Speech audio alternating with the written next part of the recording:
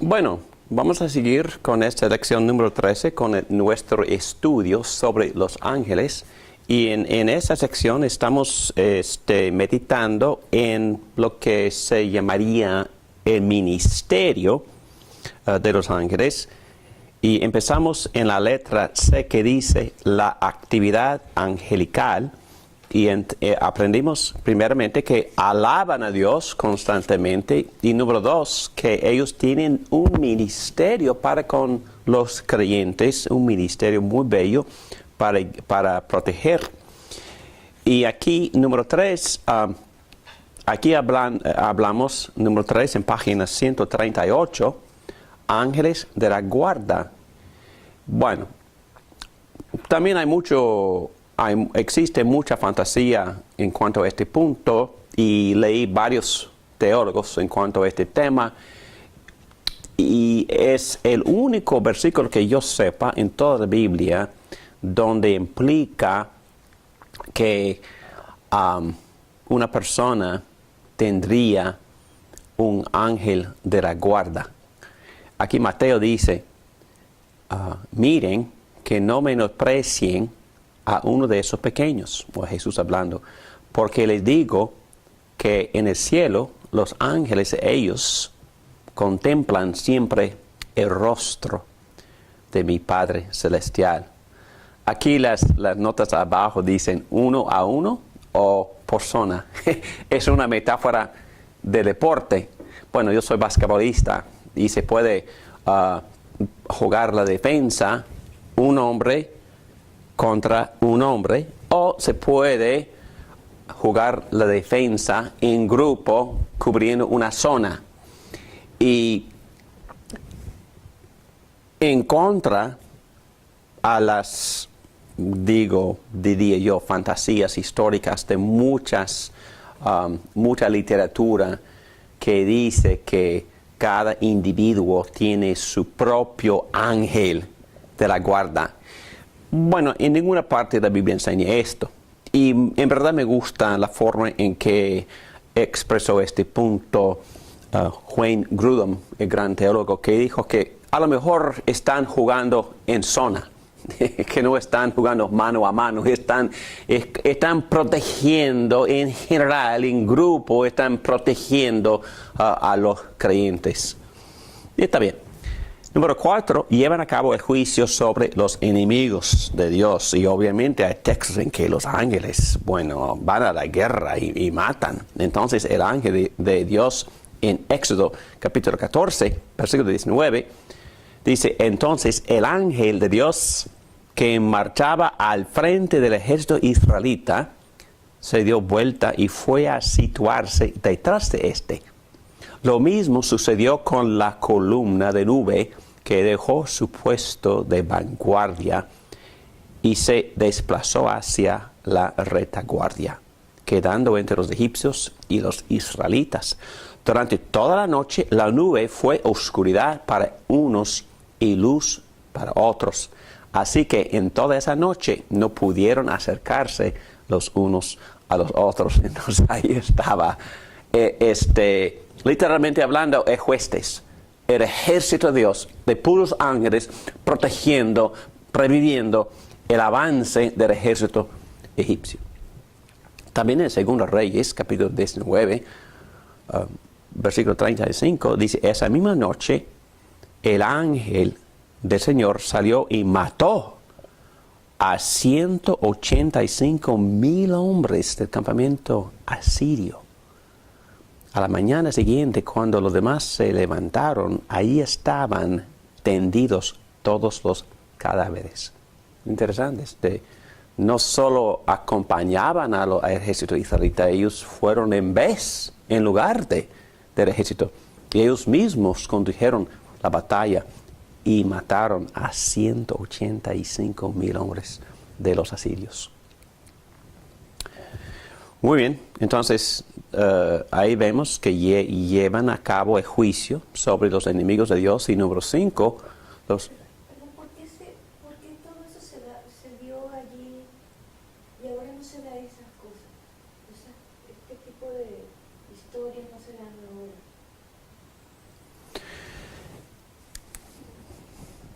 Yo he escuchado ciertas historias muy parecidas hoy en día, no de matanza, pero definitivamente de guardia, de ángeles protegiendo.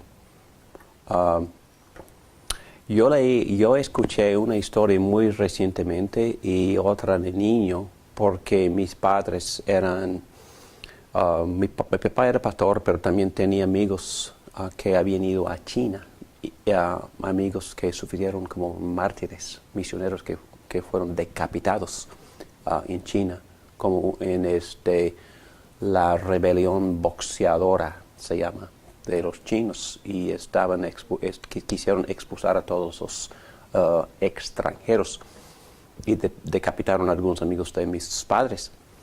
Y también había escuchado otras historias de los enemigos del cristianismo que querían matar a ciertos misioneros y estaban en una casita los misioneros y los enemigos se acercaban a la casa y no pudieron avanzarse más. Y después, décadas después, cuando no había tanto conflicto político, es que los misioneros tuvieron la oportunidad de conversar con estos enemigos en aquel entonces. Y los misioneros les hicieron la pregunta, ¿por qué no siguieron avanzándose? ¿Por qué no nos mataron? Es que porque habían 9 gigantes alrededor de la casa y ni pudimos avanzarnos. Otra historia que escuché hace un par de semanas, que Carlos Gómez también compartió, de 7 hombres que estuvieron orando por algunos misioneros en un lugar muy peligroso. 7 hombres, 7.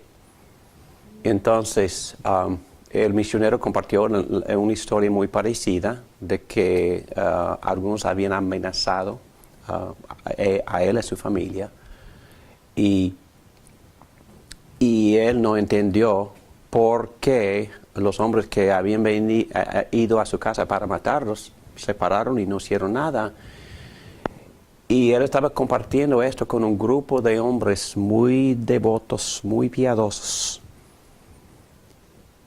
Y él entendió que esas personas no habían seguido con sus planes para matar a esos misioneros, porque los mismos enemigos habían compartido que habían 7 guerreros protegiendo la casa.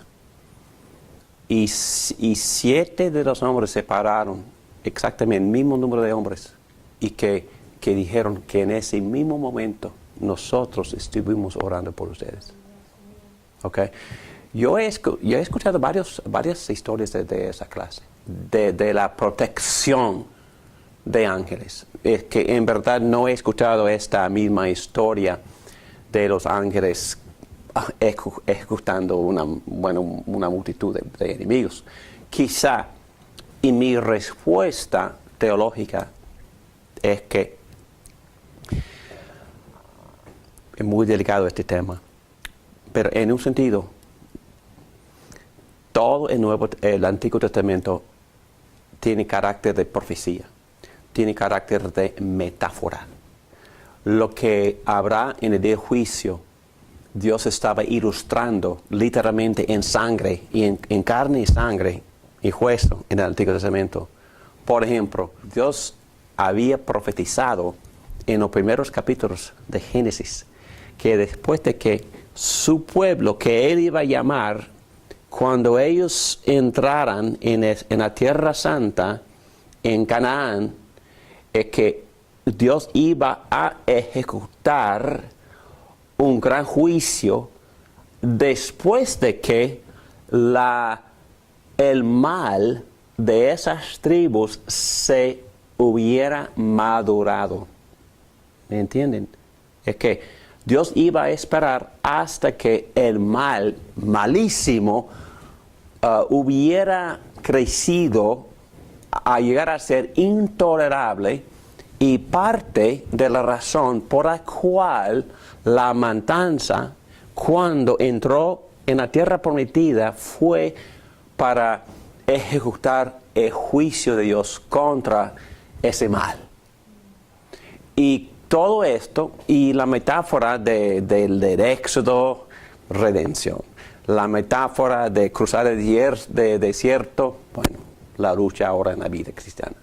La metáfora de entrar en la tierra, iniciar el reino eterno en la tierra prometida que fluye de leche y miel. Todo eso va a suceder literalmente, pero nos fue ilustrado o profetizado en el Antiguo Testamento por matanzas literales de sangre. Es una manera de ver que Dios ejecutando su juicio en el Antiguo Testamento, profetizando dos cosas. Profetizando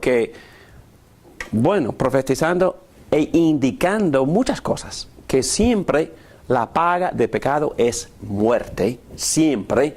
Entonces, profetizando que Dios mismo iba a proveer el remedio de esa necesidad de ejecutar muerte. Esa profecía fue cumplida en la cruz, donde Dios mató, ejecutó su juicio sobre billones de creyentes. Pero los que no quisieron participar en ese plan de redención también tienen que esperar su futuro, y eso se describe en el libro de Apocalipsis. Otra matanza de sangre. Ok, entonces, quizás precisamente por eso, ese tipo de ejecución de juicio de Dios hoy en día por ángeles no se hace, porque ya fue hecho para ilustrar, para profetizar, para advertir que todavía vendrá el día de juicio. Bueno, vamos a tocar estos temas también en el curso sobre la teología del pacto, pero vamos a esperar hasta que lleguemos a ese día. Muy bien, es decir, ya hemos tocado número 5 en página 138. Los ángeles también sirven para comunicar el mensaje de Dios a los hombres. En particular, tenían ellos un rol muy especial en el cual Dios daba la revelación particular, específica de su palabra, la Biblia. En Hechos 7, versículo 53, ustedes que recibieron la ley promulgada por medio de ángeles y no la han obedecido. Entonces, entendemos que cuando Moisés recibía esa cantidad de leyes, los ángeles le estaban ministrando, dándoles esos mensajes. También Pablo dice en Gálatas 3:19, entonces, ¿cuál era el propósito de la ley? Fue añadida por causa de las transgresiones hasta que viniera la descendencia, Jesucristo, a la cual se hizo la promesa. La ley se promulgó por medio de ángeles, por conducta de un mediador. Entonces, la ley se promulgó por medio de ángeles, por conducto de un mediador. Entonces, obviamente, los ángeles tenían un papel profético, es decir, revelando, dando mensajes de parte de Dios. Así como dice Hebreos 2:2, porque si el mensaje anunciado por los ángeles tuvo validez y toda transgresión y desobediencia recibió su castigo. En otras palabras, se está enfatizando estos versículos que los ángeles participaron en dar la revelación específica de Dios, y los profetas también fueron ayudados por los ángeles que les dieron los mensajes. Entonces nos revelan la ley, participaron en la revelación en especial del Antiguo Testamento, un papel sumamente importante de parte de los ángeles. Eran mensajeros y agentes de la revelación. Pero quisiera decir aquí, para evitar cualquier confusión, no ocupaban el papel de sacerdote. Es decir, nunca jamás en la Biblia nos representan ante Dios. Y fue el gran error de mucho mito, de mucha leyenda, de mucha fábula de la historia de la iglesia, dándoles papeles a los ángeles que nunca jamás la Biblia se los da. Y porque hay un solo mediador. Y ningún ángel me puede representar ante Dios. Quizás puede dar un mensajito o ayudaron en darle a Moisés la ley, pero nunca jamás se presentan en la Biblia como mediadores o representantes. Ahora, con respecto a los mormones, porque ellos dicen que también el ángel les dictó su Biblia. Muy bien, perfecto. Vamos a tocar ese tema cuando estudiamos los demonios, ¿ok? Pero aquí dice el apóstol Pablo: pero aun si alguno de nosotros o un ángel del cielo les predicara un evangelio distinto del que les hemos predicado, que caiga bajo maldición. Entonces, Moroni, ese ángel que aparece en el libro de los mormones, claramente estaba dándoles un mensaje distinto a lo que Pablo había recibido. Que ellos dicen que Moroni también le dio muchas revelaciones a José Smith, su profeta. Y yo creo que vamos a tocar esto también después, pero yo creo que aún hoy en día nosotros tenemos que tener mucho cuidado de recibir mensajes de ángeles. Y si un ángel, vamos a suponer que un ángel sí de verdad le da un mensajito, pero nunca jamás ese mensaje iría en contra de lo revelado, nunca, ¿ok? Y Pablo dice que si es distinto, que caiga maldición. Hay que tener mucho cuidado y vamos a llegar a ciertas aplicaciones y conclusiones. Y exactamente como lo hicimos en el curso sobre la palabra de Dios, tenemos que tener cuidado de mantener tan alto respeto a la palabra de Dios hasta que quedarnos contentos con esta revelación, ni buscar mensajes de otras partes, ni de los ángeles. Bueno, vamos a llegar ahora mismo a las conclusiones. Yo creo que nos sirven de muchas maneras. No cabe duda de que nos protegen. Y nosotros no sabemos, porque son invisibles. Pero si, por ejemplo, si de repente casi nos accidentamos en nuestro auto y no sucede nada, y si eso sucede en varias ocasiones, no cabe duda, los ángeles nos están protegiendo. Y es su servicio, es su ministerio para con nosotros protegernos del peligro. Muy bien, estamos casi para llegar a esas conclusiones. Pero también quisiera marcharme rápidamente por la historia porque hemos tocado prácticamente todos estos puntos. Pero primeramente, letra D, los ángeles y el ministerio de Cristo. Sí, tenían cierto ministerio con Cristo. Ellos están presentes en su nacimiento, ya leímos eso. Estuvieron presentes después de su tentación para ministrarlo. Estaban presentes en el jardín cuando estaba orando. En la tumba ya hemos leído esos pasajes donde los ángeles se aparecieron en la tumba de Jesucristo y Él mismo se apareció inmediatamente en el mismo contexto. Y después de la resurrección, entonces se aparecieron en su ascensión. Pero normalmente están ausentes en su ministerio, porque entendemos que Jesús no dependía tanto de ángeles en su ministerio, sino que dependía ¿de quién dependía? Jesucristo, para poder llevar a cabo su ministerio.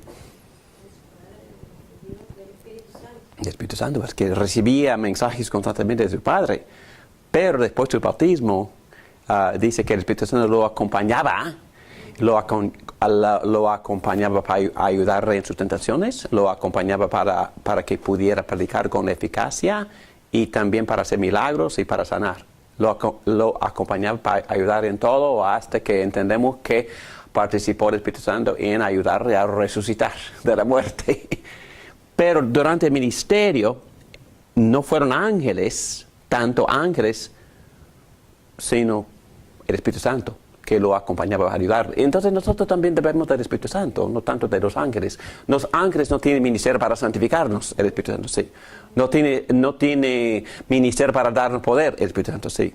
No tiene ministerio para darnos sabiduría, el Espíritu Santo sí. No tiene ministerio para conectarme a Cristo, para conducirme pero el Espíritu Santo sí. Entonces el Espíritu Santo tiene el máximo rol en mi vida para darme lo de Cristo, para conectarme con Cristo, para unirme a Cristo y para darme todo lo que Cristo tiene para mí. Entonces nuestro enfoque al final es, yo felizmente acepto el ministerio de los ángeles para protegerme. Ok, pero ni enfoco en eso, ni busco a un ángel, ni le oro a un ángel. Pero le doy gracias a Dios. Oh, gracias a Dios que tú has provisto ángeles para proteger. Ok, muy bien. Muchísimas gracias. Claro. Que vengan los ángeles para protegerme entonces. Qué bueno. Está bien. Más allá de eso, ni pienso en ellos. Pienso mucho en Cristo. Y mi enfoque es Cristo. Mi concentración es Cristo. Ok, porque Cristo es que vino para revelarme al Padre. Y el Espíritu Santo es el que me conecta a Cristo. Entonces mi enfoque es Cristo. Somos muy cristocéntricos. El Espíritu Santo también es cristocéntrico. Sí. El Espíritu Santo. Entonces, en una ocasión hice este comentario, quizás ofendí a la señora que estaba guiando un grupo de oración, porque ella estaba animándonos a buscar experiencias de parte del Espíritu Santo y animándole a los no creyentes a buscar ciertas experiencias del Espíritu Santo. Entonces le di en voz alta, a lo mejor estamos avergonzando al Espíritu Santo, porque Él no existe para vangloriarse, no existe para atraer atención a sí mismo. Él existe para empujar a personas, a guiar a personas a Cristo, y Él existe para glorificar a Cristo. Entonces, a veces, perdóname, sí, pero por favor, vamos a mantener los papeles y roles que la Biblia misma asigna al Espíritu Santo y a Jesucristo, y no ir más allá de eso. Muy bien. Ya hemos tocado este punto. Cristo es superior, número 3, bajo los ángeles y el ministerio de Cristo. Cristo es superior a los ángeles. Como todo el libro, la primera parte, los primeros 2 capítulos del libro de Hebreos enfatizan. La mayoría de los textos que hablan de los ángeles minimizan su importancia. El papel de revelar se suplanta por el que es superior a los ángeles. Porque en el libro de Hechos, sí, los profetas hablaban, los ángeles habían ayudado a Moisés con la revelación, pero ahora se ha revelado la imagen exacta. Entonces, cuando Cristo vino la revelación suprema. Entonces no existe tanta la énfasis en ángeles como antes. Bueno, rápidamente vamos a volar por la historia, porque ya hemos tocado muchos de esos puntos ya. Estamos en la página 139 y vale la pena si alguien quisiera buscar esta historia. Casi todos los libros de teología tienen en breve la historia de desarrollo de la angelología a través de la iglesia. Pero tocando en primer lugar Filón de Alejandría. Filón era un filósofo judío, también uno que escribía literatura cristiana, pero él también en aquel momento de la historia de la iglesia hay que entender que ellos no tenían tanto el desarrollo de cristología de la que tenemos nosotros. Entonces, ellos estaban muy familiarizados con las historias del Antiguo Testamento, y estaban familiarizados con algunas enseñanzas de los ángeles y también del concepto del ángel del Señor. Y entonces, en vez de enfocar tanto en Jesucristo, también estaban todavía desarrollando mucha enseñanza extra bíblica de los ángeles. Y hasta en el libro de Colosenses, Pablo mencionó que un gran problema de la iglesia en esa ciudad, cuando él le escribió a los Colosenses, fue un enfoque exagerado hasta la adoración de ángeles. Entonces no es una gran sorpresa de que tenemos una jerarquía de seres espirituales, de ángeles. También se había metido conceptos gnósticos, y ustedes recuerdan que los gnósticos tenían un concepto de que lo espiritual era una existencia elevada. Entonces, si un ángel es un espíritu, obviamente tiene una realidad más importante, más valiosa de lo que tenemos nosotros, porque en parte somos carne, somos seres materiales, y también precisamente por eso tenemos una entidad filosófica menos valiosa y bajo, y los más espirituales arriba. Entonces, todo eso, pensar, existía en la iglesia. Estaban tratando de avanzarse, pero también existía ese tipo de cosmovisión en el primer siglo. Pero más adelante, en la historia de la iglesia fue muy influenciada por las enseñanzas, porque habían encontrado algunos de los escritos de Dionisio. Y según la historia, Dionisio fue el que se convirtió al cristianismo cuando Pablo predicó en Atenas. Y él también siguió este pensar de una jerarquía de ángeles. Y aquí en la página yo puse la lista. Si uno empieza arriba, Dios está encima, por supuesto, y luego en esta jerarquía tenemos a serafín, querubín, etcétera, etcétera, etcétera, hasta el ser humano aquí abajo. ¿Por qué? ¿Por qué abajo? Según este pensar, porque todo esto, ser espiritual es superior al hombre, porque él en parte es material, entonces bajo. También en el siglo XIII, Tomás Aquino, hemos estudiado sus enseñanzas, él siguió esta línea de Dionisio, con cadena de ser, y número punto 2, los ángeles prueban la racionalidad de mentes sin cuerpos. Entonces esto se consideraba superior, la mente es superior al cuerpo, por eso el materialismo es un error. Y él, como teólogo cristiano, siguió esa línea no bíblica. Número 3, los ángeles son objetos de conocimiento natural y no de revelación bíblica. Es decir, sencillamente hablando que muchos de sus conceptos fueron desarrollados sobre lo que se llama la teología natural. por la lógica, por el razonamiento y no por enseñanza bíblica. Entonces la Reforma estaban tratando de limpiar todo esto y enfocar más en la Biblia, y ellos dijeron un enfoque en función en lugar de especulación metafísica. Entonces ellos quisieron dejar de pensar tanto en las especulaciones y tanto en la filosofía y solo aceptar lo que la Biblia enseñaba. Entonces los reformadores ni quisieron hablar de los ángeles. Calvino dijo que bíblicamente son mensajeros y no quiso ir más allá de eso. Y obviamente le enseñó que eran parte de la tradición católica y no necesariamente parte de la enseñanza bíblica. Y muchos de los mitos y especulaciones que se habían desarrollando a través de los siglos, sí, mucho de esa enseñanza era extra bíblica.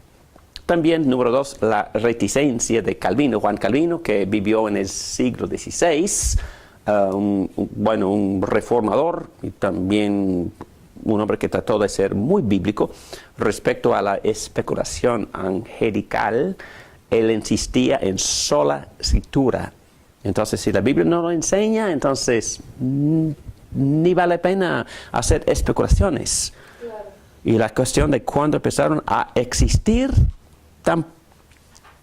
tampoco es relevante. Y no edifica toda esta discusión. Y ya hemos dicho que obviamente son criaturas, y la Biblia enseña con claridad que en el sexto día Dios dejó de crear. Entonces, lo único que se puede decir es que los ángeles fueron creados en algún momento antes del séptimo día. ¿Ok? Entonces, principio pastoral. Dionisio hablaba del cielo como si estuviera ahí, pero nunca había estado ahí. Pero Pablo dice en sus visiones que él había recibido, él había estado en el tercer cielo. Y no me preguntes lo que es el tercer cielo tampoco, pero es lo que dijo Pablo.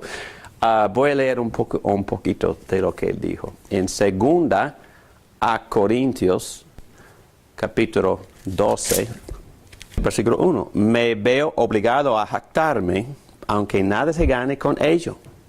Paso a referirme a las visiones y revelaciones del Señor. Conozco a un seguidor de Cristo, hablando de sí mismo, que hace 14 años fue llevado al tercer cielo.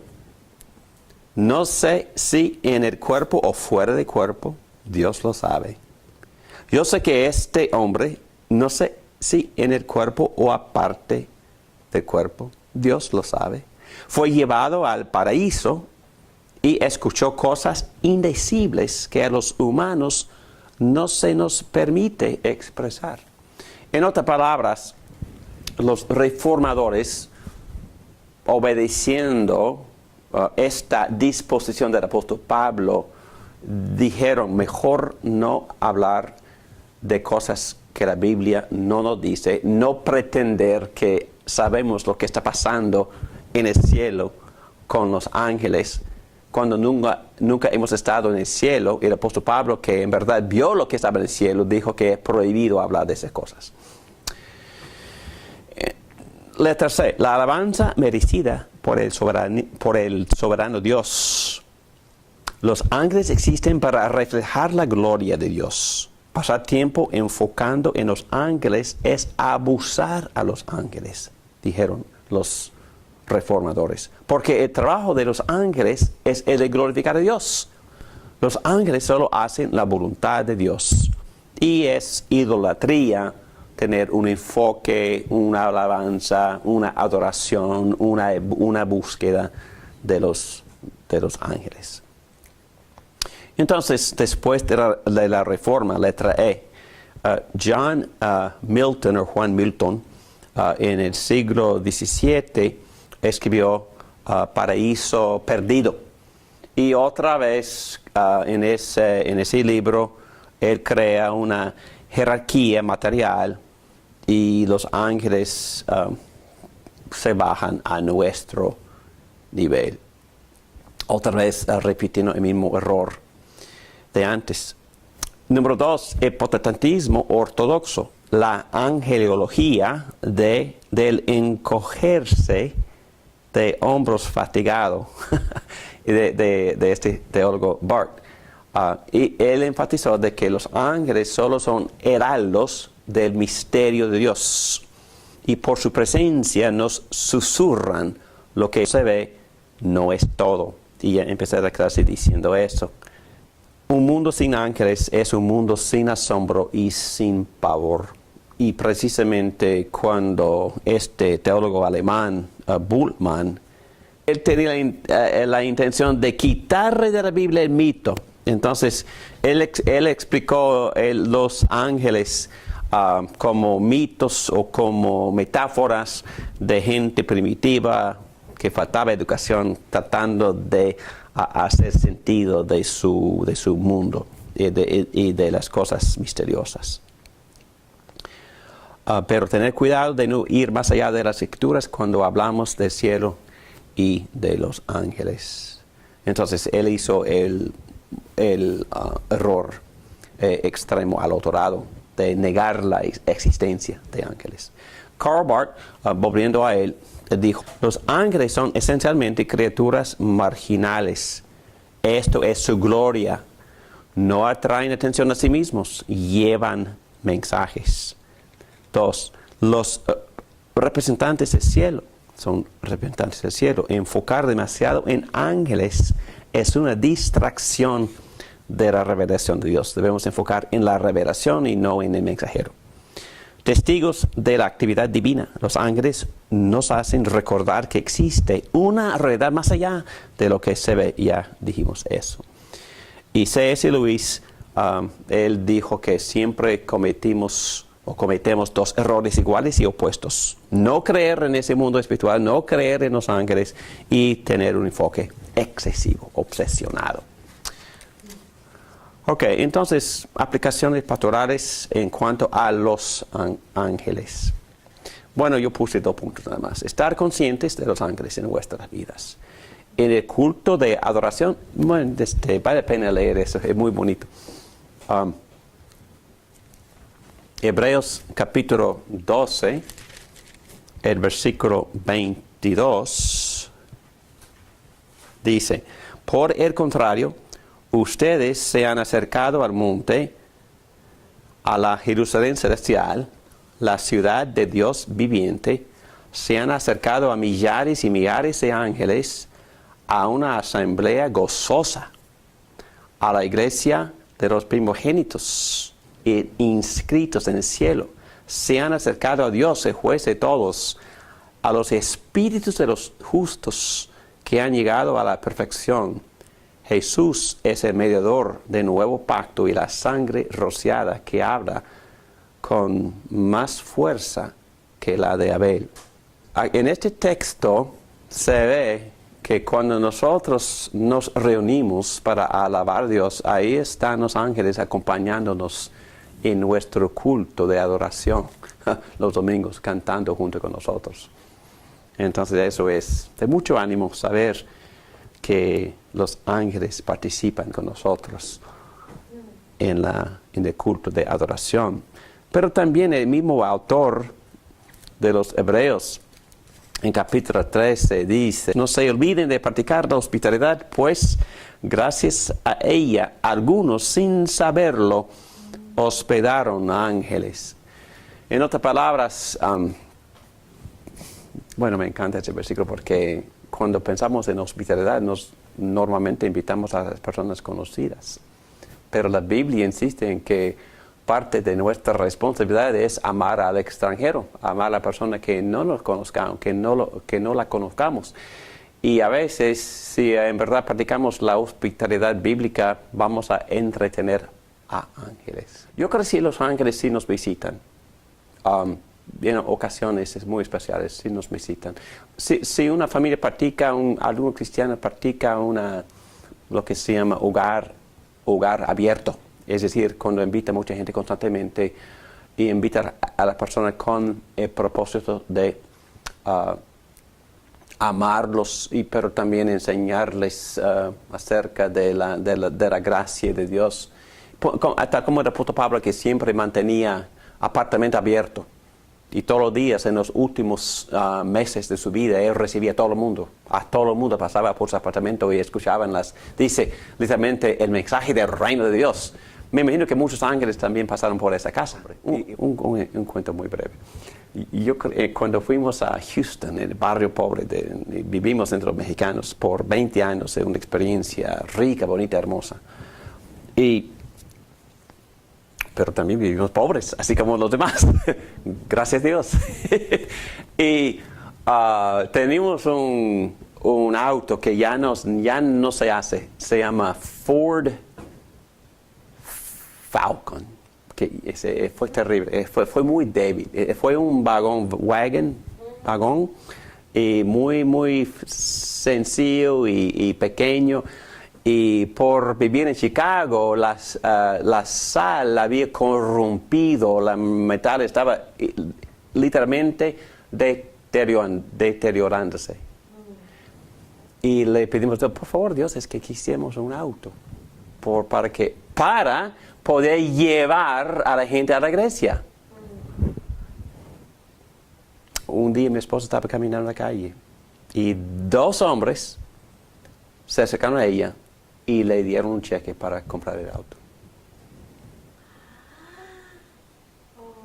Historia verdadera, no sabemos quién eran, no sabemos ni vimos a esos hombres después, pero Dios había enviado mensajeros para ayudarnos y compraron y pusimos el enganche, el primer pago, para comprar una van para llevar a los mexicanos a la iglesia. Y pasamos todos los domingos y llenamos, ¿saben? Que Dios había provisto por medio de 2 mensajeros. No diría más, pero de 2 mensajeros. Historia verdadera. Bueno, es lo que me dijo mi esposa. Ok, y cuando somos librados repentinamente del peligro, como ya hemos leído, de los ángeles ayudándole a los apóstoles. Muy bien, pero también yo termino con ciertas precauciones en cuanto a nuestra relación con los ángeles.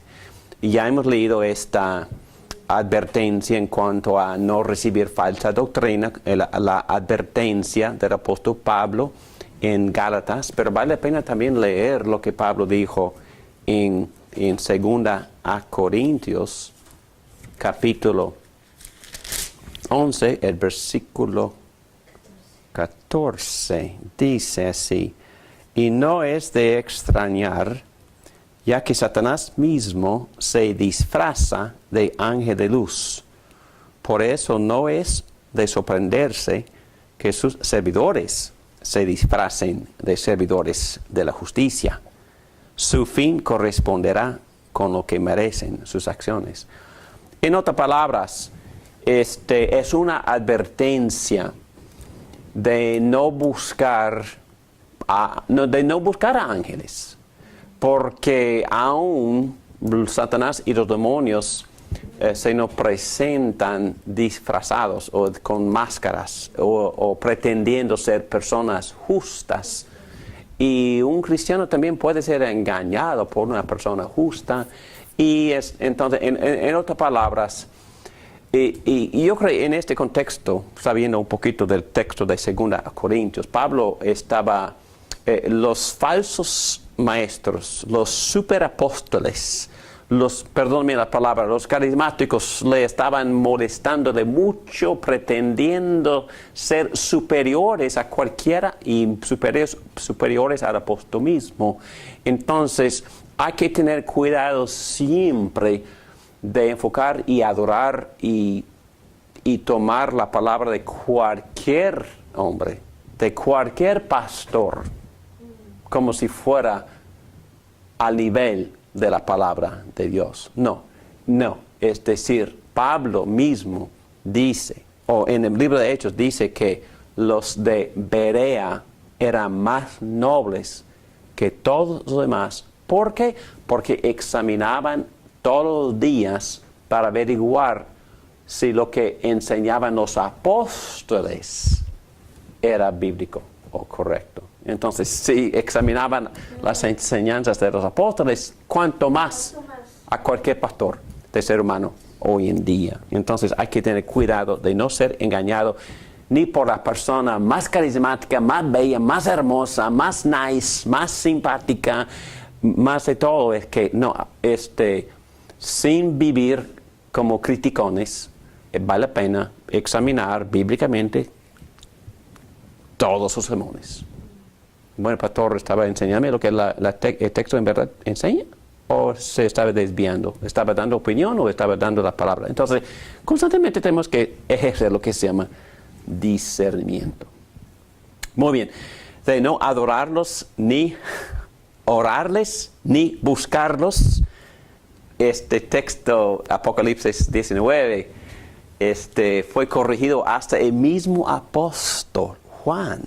A ver, versículo 9, el ángel me dijo, escribe, dichosos los que han sido convidados a la cena de las bodas del Cordero. Amén. Y añadió, estas son las palabras verdaderas de Dios.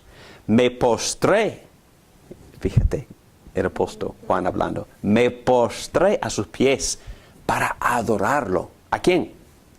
Al ángel. El ángel. No, cuidado, soy un siervo como tú y como tus hermanos que se mantienen fieles al testimonio de Jesús. Adora solo a Dios. Amén. El testimonio de Jesús es el espíritu que inspira la profecía. Muy, muy importante este punto porque tenemos la tendencia de adorar al ser humano. Y este ángel dice, ni adores a mí, soy servidor así como tú. Por favor, los dos somos criaturas. Los dos tenemos que glorificar a nuestro Creador. Ok, entonces hay que tener cuidado de, bueno, muy buena la advertencia. Cristo es todo suficiente para nosotros. El Espíritu Santo nos da lo de Cristo y nos ayuda a comunicarnos con el Padre por medio de Cristo. Hay un solo Dios y un solo mediador, ningún ángel es mediador, entre Dios y los hombres, Jesucristo hombre. 1 Timoteo 2:5. Nuestro papel es hablar al Señor en oración, quien es el comandante de todas las fuerzas angelicales. Sin embargo, no parece ser errado pedir que Dios cumpla con su promesa de Salmo 91:11, que envía a sus ángeles para protegernos en tiempos de necesidad. Salmo 91:11 dice, porque Él ordenará que sus ángeles te cuiden en todos tus caminos. Oremos. Gracias, Padre, que tú eres todopoderoso y tú tienes toda la sabiduría. Gracias por tu palabra que nos enseña claramente quién eres tú como nuestro soberano. Gracias por enviar al mediador Jesucristo para sacrificarse por nosotros.